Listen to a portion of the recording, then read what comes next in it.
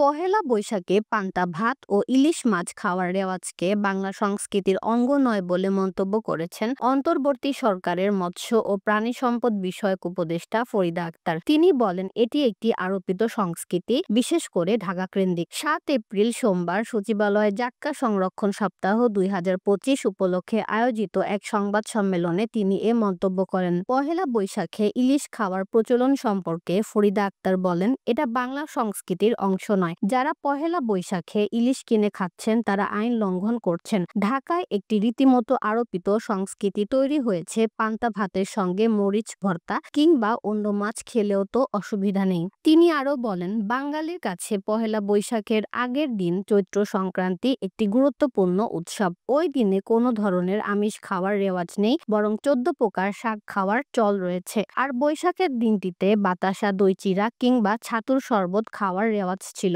ইলিশ না খেলে দিনটা শেষ হয়ে যায় না। আরো অনেক ধরনের মাছ আছে।